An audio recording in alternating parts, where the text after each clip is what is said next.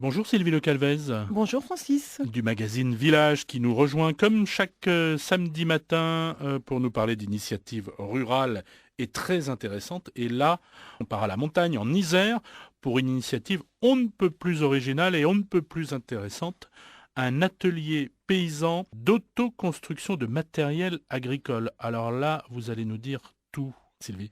Tout, je ne sais même pas si ça va être possible tellement l'initiative est riche en fait. C'est effectivement en Isère que l'idée est née, mais depuis elle a complètement essaimé et elle recouvre déjà une très très grande partie de la France, même si c'est pas fini, hein, Alors c'est de pas quoi fini. s'agit-il?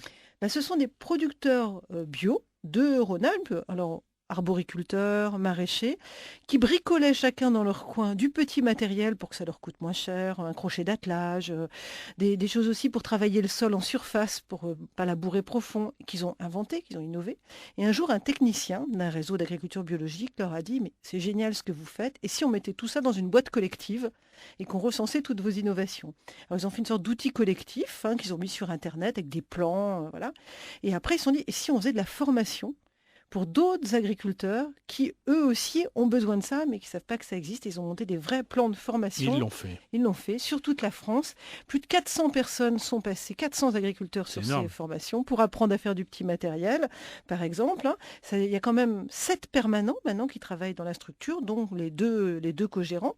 Ça a commencé en association. Maintenant, c'est une SIC, une société d'intérêt collectif, donc plus coopérative, on va dire.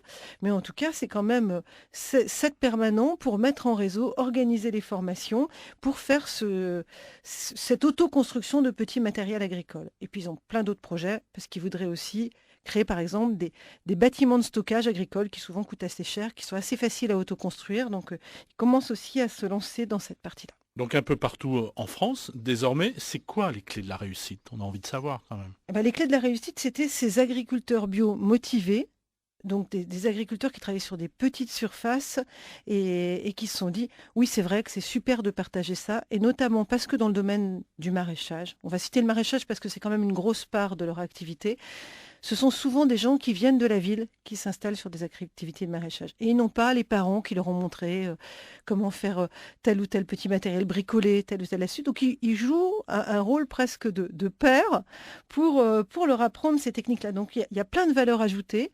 Il y a ce côté intergénérationnel entre des agriculteurs relativement âgés et des jeunes. Il y a bien sûr des vraies économies, et quand on s'installe, c'est important sur l'agriculture. Il y a plein d'innovations qui leur permettent de gagner du temps. Une très belle histoire. L'atelier paysan SM, un article à retrouver dans le numéro 123 du magazine Village. Merci Sylvie Le Calvez et à la semaine À la prochaine. semaine prochaine. Merci Francis.